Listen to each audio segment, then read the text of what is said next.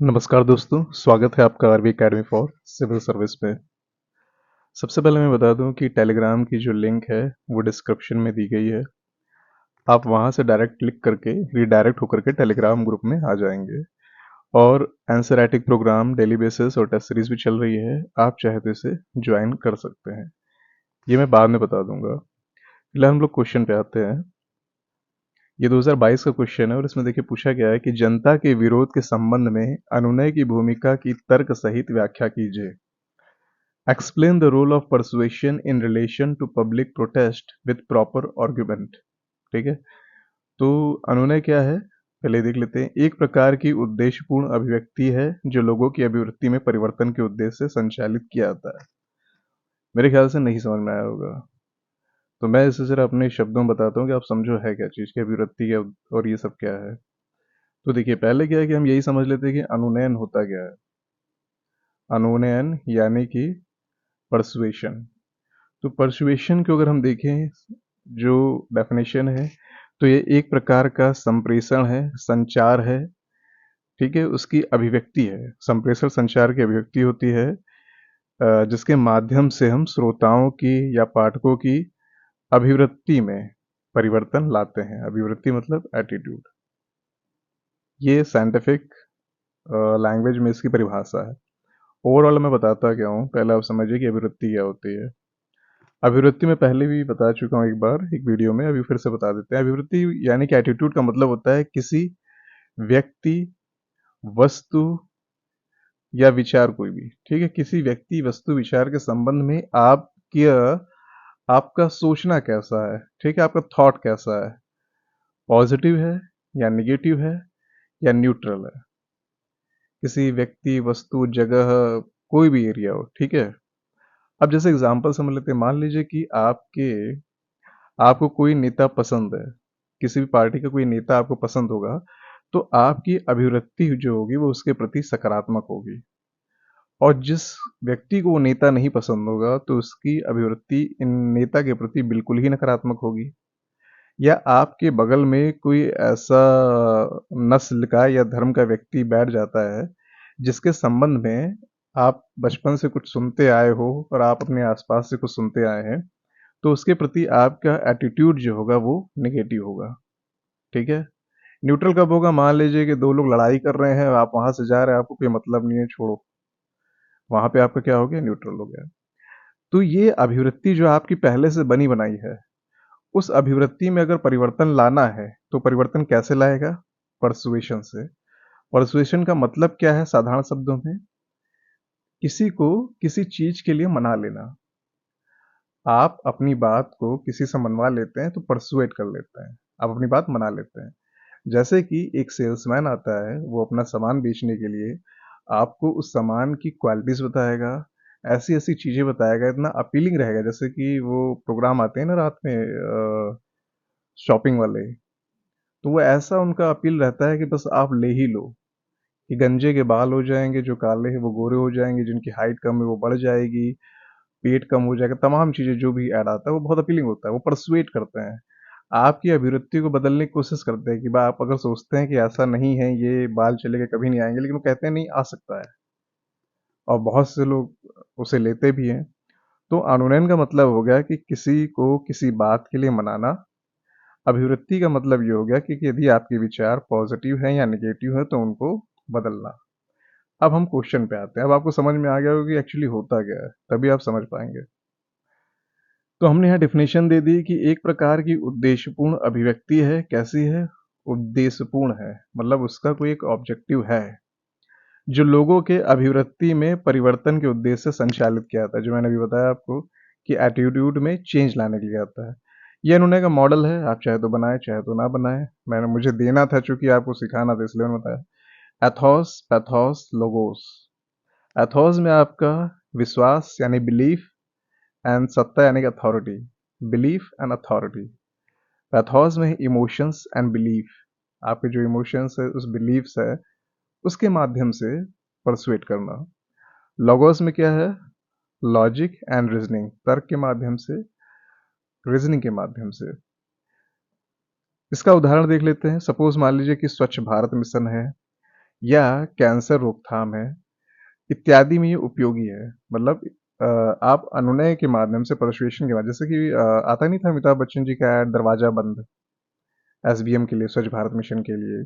उसी तरह से कैंसर के लिए जो ऐड आते हैं, या सिगरेट के पैकेट में होता है, गुटखा में होता है, और जो टीवी में आता है, तो बेसिकली आपको परसुएट करते हैं, आपकी अभिव्यक्ति उसके प्रति नकारात्मक करते हैं कि आप ये चीज़ यूज़ ना करें, आपको नुकसान हो सकता है।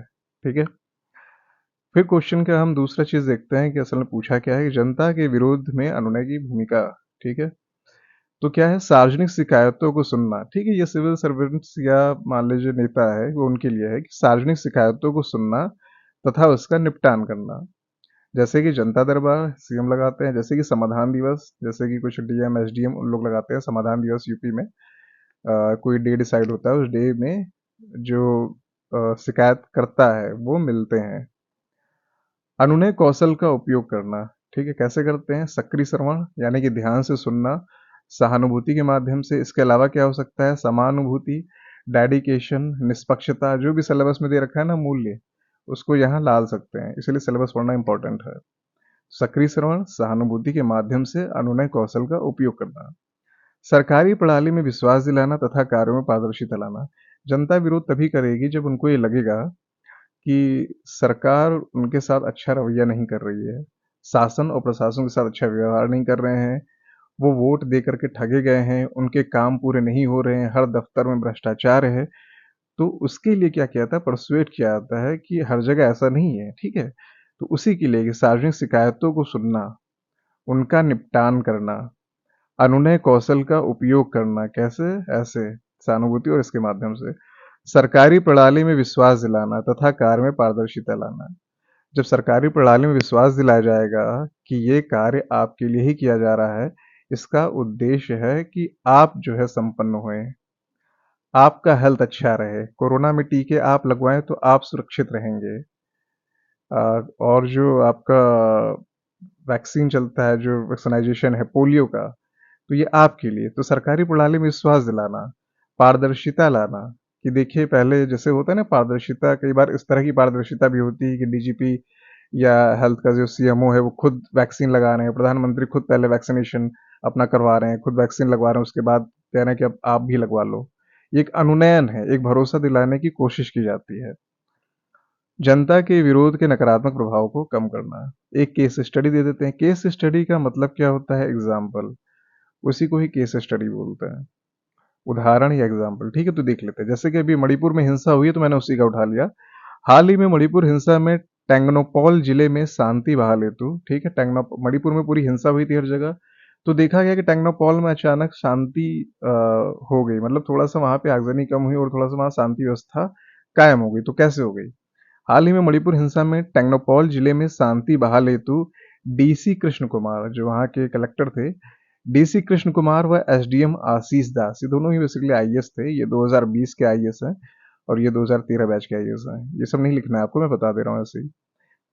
हाल ही में मणिपुर हिंसा में टेंगनोपॉल जिले में शांति बहाल हेतु डीसी कृष्ण कुमार व एसडीएम आशीष दास ने वहां के सम्मानित व्यक्ति मिलन खालिंग की मदद से लोगों से शांति की अपील की, जिससे अनुनयन के माध्यम से लोगों की अभिवृत्ति में परिवर्तन आया।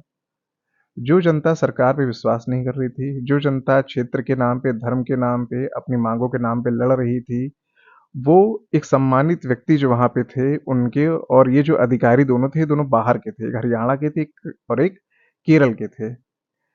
जानबूझ के इनको वापस बुलाया गया था। जैसे आशीष दास अपने घर गए थे, आप इसको और भी जगह डेडिकेशन में भी यूज कर सकते हैं, लेकिन इनको सरकार ने बुलाया क्योंकि ये बाहर के थे। तो इन लोगों ने मिल करके अपनी टीम बनाई और उसके माध्यम से वहां पे शांति व्यवस्था कायम की। तो कैसे अनुनयन किया, लोगों से बातचीत करके, लोगों से मिल करके, लोगों को सुरक्षा का भरोसा दे करके, राहत सामग्री पहुंचा करके, तब जाके तो होगा ना। जैसे कोरोना के टाइम पे क्या हुआ था, पुलिस ने कुछ लोग की मदद की थी, तो पुलिस के प्रति एटीट्यूड कैसा बना, कुछ पॉजिटिव बना था ना। हालांकि कई लाठी डंडे वाले भी आए थे, वो बात अलग है, लेकिन ओवरऑल देख रहे हैं कि पॉजिटिव एटीट्यूड बना था पुलिस के प्रति। तो ये अनुनयन जो है यहाँ पे, इसके माध्यम से भी अभिव्यक्ति परिवर्तन करने का कार्य किया जाता है। तो केस स्टडी है, आप डाल सकते हैं। फिर क्या है, अनुनय द्वारा कई सामाजिक समूहों के हितों में संतुलन लाना। कई सामाजिक समूह अलग अलग वर्ग के हैं, अलग अलग धर्म के हैं, अलग अलग संप्रदाय के हैं, अलग अलग जाति जनजाति के हैं, उनके भी संतुलन लाना, किसी को भी ये ना लगे कि एक के साथ अच्छा व्यवहार किया जा रहा है और दूसरे के साथ दोषपूर्ण व्यवहार किया जा रहा है, इसलिए उसके बाद संतुलन लाना। कंक्लूजन हम क्या दे सकते हैं कि सारांशतः अनुनय द्वारा जन भागीदारी बढ़ाना, अंधविश्वास दूर करना, समस्याओं का निपटान करना तथा विविधता में एकता लाने का प्रयास किया जाता है, जिससे जनता के विरोध को सहयोग में बदला जा सके। ठीक है, ये आपका क्वेश्चन कंप्लीट हो गया। ये वर्ड्स हो गया मेरे ख्याल से 150 वर्ड्स, लेकिन कुछ चीज़ें इसमें समझाने के लिए होती हैं, इस वजह से ऐसा है, आप बहुत सारी चीज़ें इसमें कम कर सकते हैं। मैं एक तरीका बता रहा हूँ कि आपको कैसे फॉर्म देना है, आपको कहाँ एग्जाम्पल यूज़ करना है, आपको कहाँ डायग्राम बनाना है, आपको कहाँ केस स्टडी देना है, ये चीज़ आपको सीखनी है स्पेशली। ठीक है, और अब मैं ये बता देता हूँ कि ये टेलीग्राम लिंक है, डिस्क्रिप्शन में मैं डाल दूंगा। डेली आंसर राइटिंग प्रैक्टिस है, यहाँ पे आपको रोज 4 से 5 क्वेश्चन कराए जाते हैं। ठीक है, और वीकली मैं अपनी तरफ से टेस्ट कराता हूँ 20 क्वेश्चन का, और इसके अलावा भी मैं कुछ कुछ चीज़ें कराता रहता हूँ। 4 क्वेश्चन डेली का, और ये चीज़ें हो गई, कॉपी आपकी 3 से 4 दिन में चेक करके मिल जाएगी। एंड हिंदी इंग्लिश मीडियम दोनों का 2000 है, पहले इंग्लिश मीडियम का 2500 था, लेकिन उन्होंने कुछ कहा तो उसकी वजह से मैंने बराबर कर दिया है। एक ही बार का पेमेंट है, हर महीने वाला नहीं है कि हर महीने आपको 2000 देना हो। जनरल हिंदी का नोट जो है पीडीएफ आपको 200 में, और ये ऐसे का मेरा खुद का निबंध है हिंदी में, ये 200 में। एथिक्स का आपको मिल जाएगा 800 में। अगर आप ज्वाइन करना चाहते हैं या अगर नहीं भी ज्वाइन करना चाहते हैं तो भी आप टेलीग्राम में जुड़ सकते हैं। Okay, thank you very much.